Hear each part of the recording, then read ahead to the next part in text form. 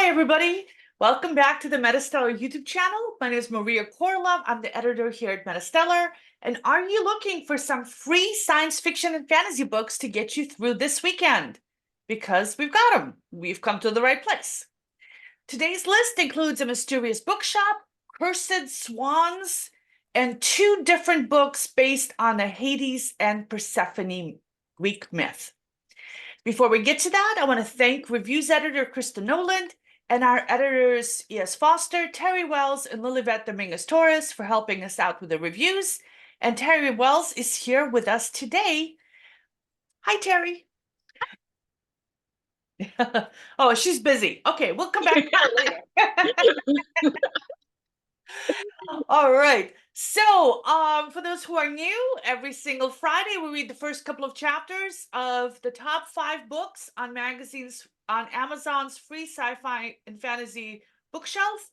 The link to that is in the description box below, as is to the whole article we wrote about them. And we tell you what we think, whether we're going to read them, and who might enjoy them.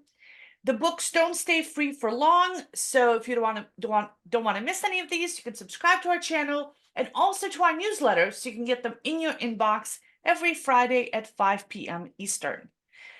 So, let's get started. MetaStellar is an online magazine of science fiction and fantasy. We publish free short stories.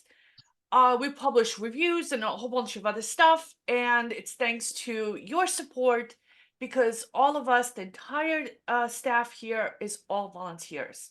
So all the money that comes in from our supporters goes to pay for original fiction. All right, let's get into the books. TERRI read the first book.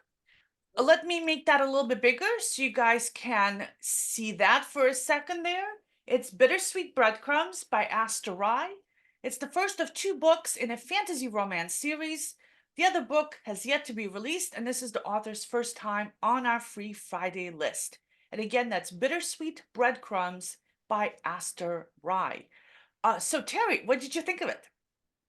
I had problems stopping reading it, to be honest. So, I'm a compulsive reader. So, of course, I always check out the front material and the book description before I dive in.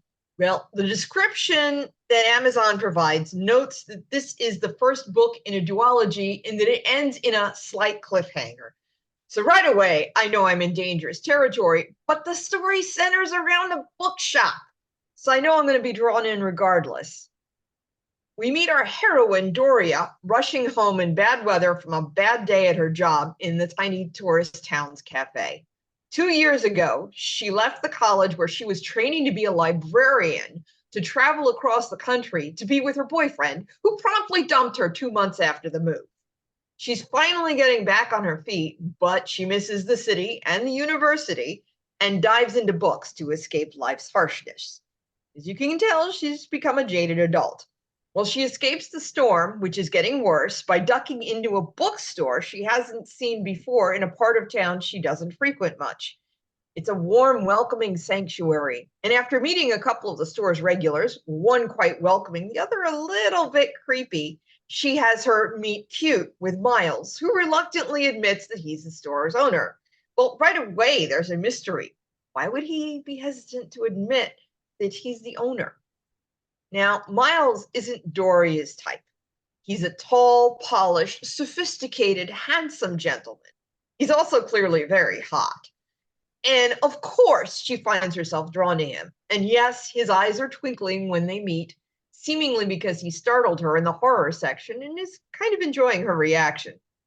We learn in their interaction that Doria is into horror, thrillers, and mystery, and most emphatically not into rom-coms. When Miles suggests the fantasy romance section, she practically bites his head off.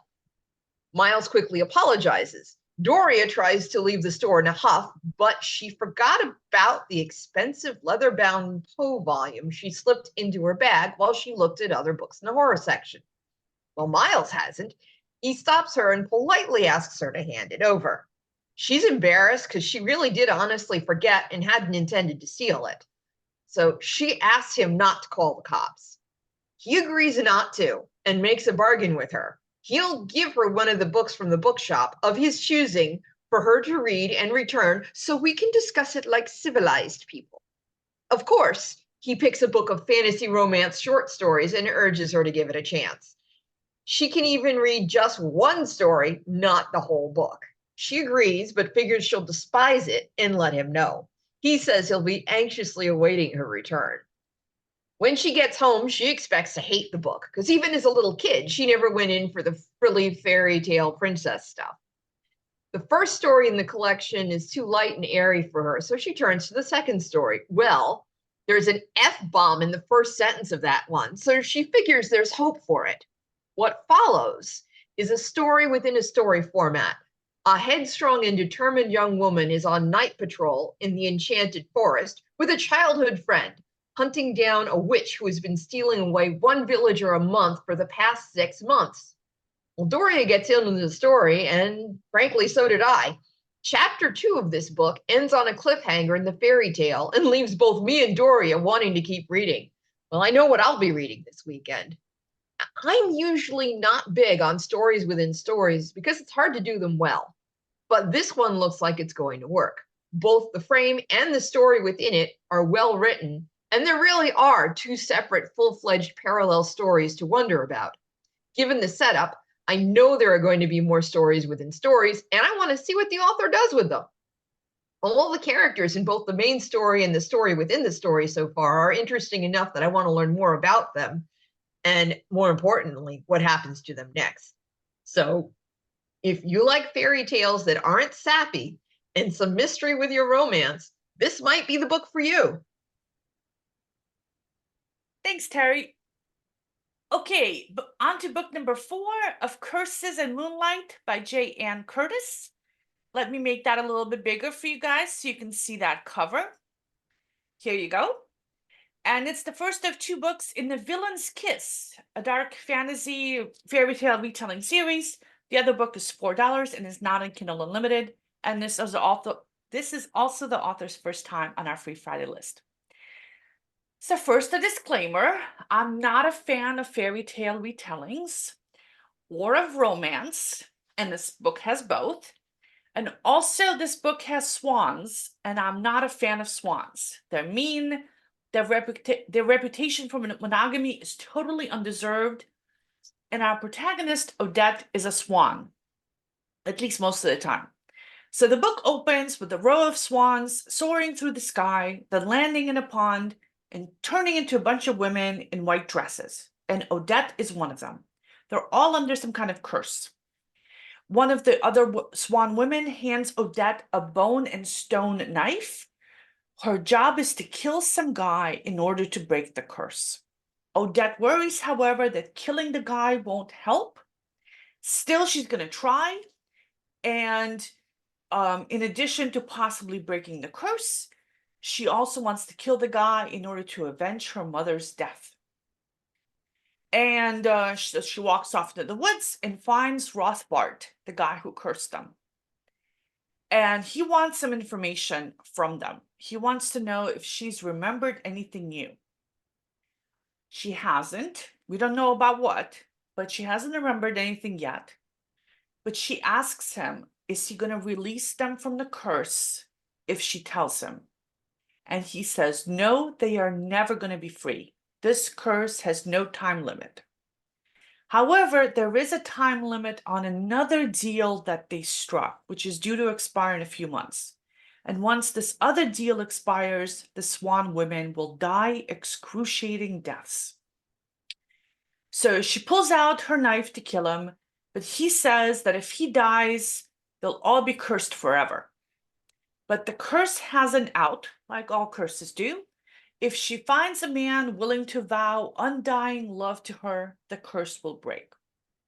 But this is hard to do when you're usually in swan form, and when you are briefly human, you're trapped in the woods in the middle of nowhere, barefoot. So in the next chapter, we go back a few months. Odette is still fully human. She's in bed with her lover. And then the lover is suddenly covered in blood and dies. And his corpse says that he did this to him.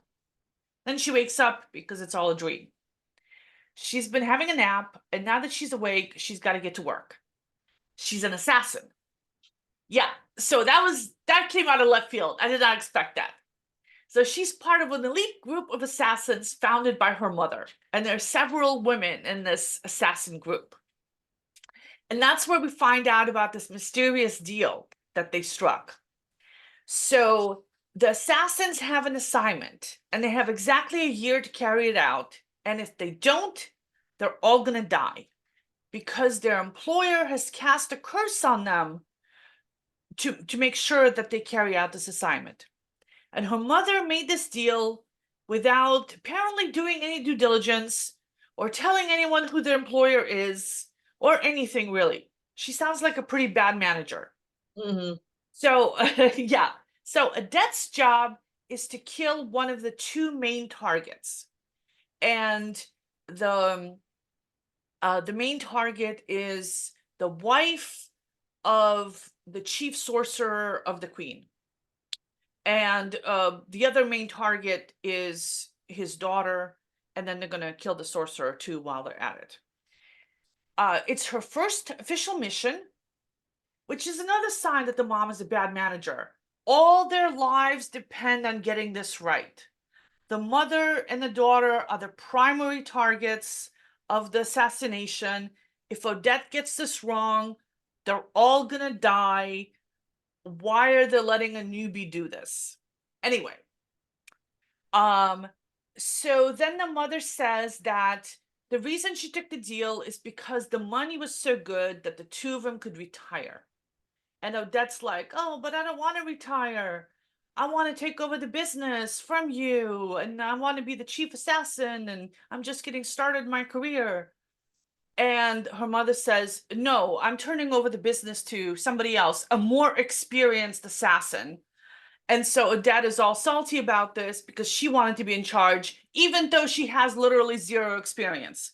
So she's a spoiled Nepo baby. Not a fan of the character. Then, so they leave that day to go to the house where the targets live. And there's a last minute change of plans because the sorcerer's son, who's also a sorcerer, is home. And now they're going to have to kill 4 people. And Odette is reassigned to kill the sorcerer. Now, killing sorcerers is hard because they have magic. So this is a hard assignment. Again, why are they giving it to her? It's her first time on the job. Anyway, so murder ensues. There's a lot of fighting. She hesitates before killing the guy, who, by the way, is Rothbart, that assassin from the first chapter. She hesitates before killing him, giving him time to wake up, cast spells, stop her from killing him, and then cast another spell to turn them, all the assassins, into swans, hopefully saving his family. And he kind of fails in that. He saves himself and his sister, but his mother and father die. So he's got a bit of a grudge here now. And Odette's mother dies in the fighting too. So that gives her that explains the revenge that she wanted to get on him, because he kind of killed her mother, or his family did. So so that's the premise. Rothbart wants the women to tell him who hired them, and none of them know. And she wants to free them of the curse, and she doesn't know how to do it. So that's the premise. Plenty of action in these first couple of chapters, which I do like, but I'm not a fan of Odette. And since the point of view switches between Odette and Rothbart, I'm guessing the two of them are going to get together. And I'm not a fan of that either, because I'm a little old and jaded, and I'm trying to think of the logistics of this relationship. Like, say they get into a fight. Oh, you didn't put away the dishes. That's just like you mother killer, you. Or no, it's your turn. And if you weren't such a mass murderer, you would know that. I mean, like, how can you possibly live with somebody after something like this?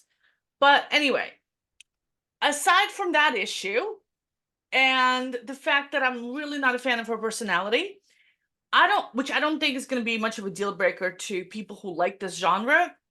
I do have to say the book is highly readable and engaging. So if you like fairy tale retellings, if you like lots of magic and action and an enemies to lovers romance, you would probably enjoy it quite a bit. I mean, there's a reason this book is on the top of the of the list today. I mean, it is very, very readable. Okay, the next book, Vows and Vagabonds by Val Saintcrowe, is the first of two books in a Rhythm Job, a heist fantasy series. The other book is $4 and it's not on Kindle Unlimited. Oh, Kindle Unlimited, in case you don't know, is where you pay $12 a month and you read all the books you want. It's an Amazon kind of plan. And I kind of a Netflix for books. I have a subscription because I read a lot, and it's a good deal if you read more than a couple of books a month. But it does kind of lock you into the Amazon ecosystem. Anyway, Kristen Nolan read this for us, and Kristen is not here with us today. So Emma, can you tell us about this book? I mean, Terry, Emma's not here either. Terry, can you tell us about this book? Absolutely. So, Kristen starts off telling us about the main character, Syphon. Book opens with him entering a gentleman's club in search of the Lord of the Dead and to get help retrieving the Queen's stolen bracelet. She finds him right as two men are holding him at gunpoint for messing with one of the men's wives. He's sexy, funny, and relaxed with a gun in his hand and two pointed at him, and she's intrigued. The Lord of the Dead, or Hayed as people call him, is also very interested in Syphon and her skills. He's willing to help her steal the bracelet back, but on one condition: she must marry him.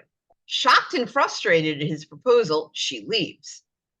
Later, at court, Hayed corners her in a hallway, rips her dress, and they are caught by partygoers in a compromising position. With her reputation on the line, the Queen suggests they marry, which was Hayed's reason for ripping her dress in the first place. It seems like he will get what he wants. Hayed appears much less than honorable. He's the owner of the Gentleman's Club, a thief, and a frequent visitor at a house of ill repute. But he might not be so bad, Kristen writes. He's paid off a sex worker's debt and is willing to buy the sex worker a house with servants if she helps him by sleeping with a prize fighter to knock him off his game. For everything good he does, there's his catch. Kristen says she liked the book. She liked the book and found it entertaining. It's a fast-paced and witty story based somewhat on the tale of Hades and Persephone. The characters are likable, and she wants to know more about Hayed and his devious plans.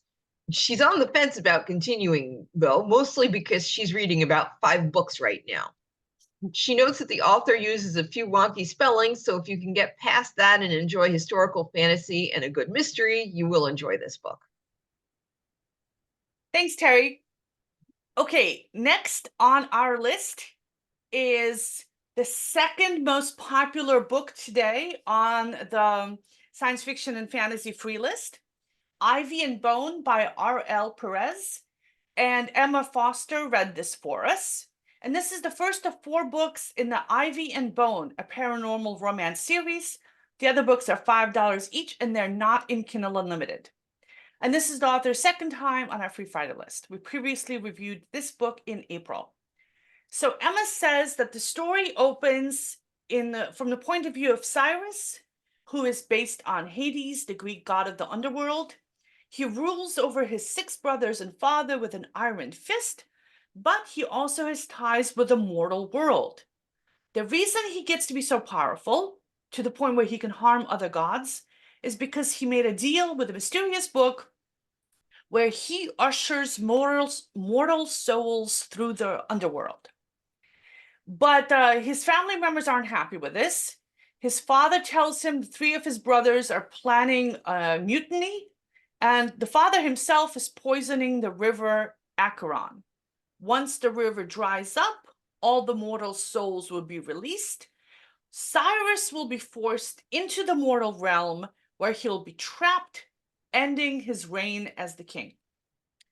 So then we switch to the point of view of Prue, and she's a witch preparing for the end of the harvest, the Samhain festival.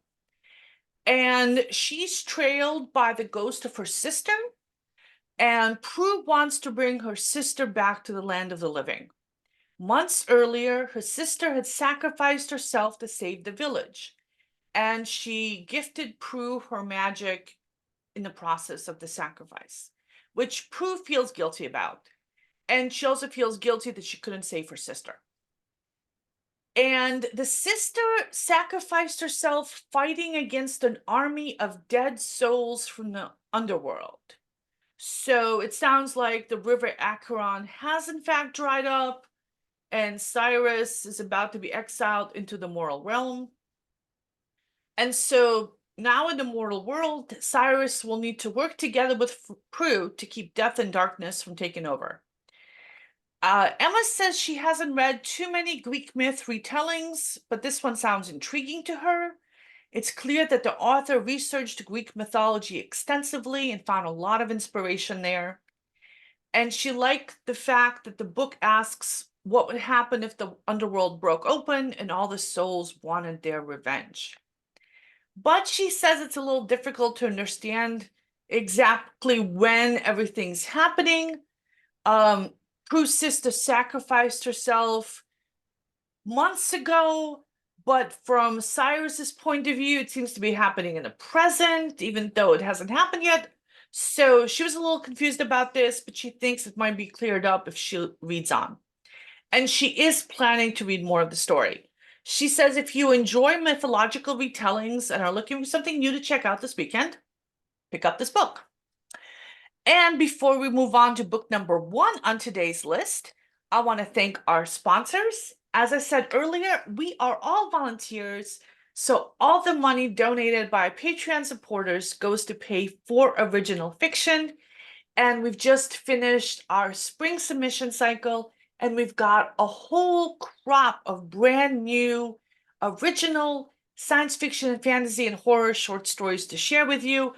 But we always have new content up on our website because we also run reprints. So there's always plenty to read. And thank you again, guys, for supporting us. We love you. We would not be here without you.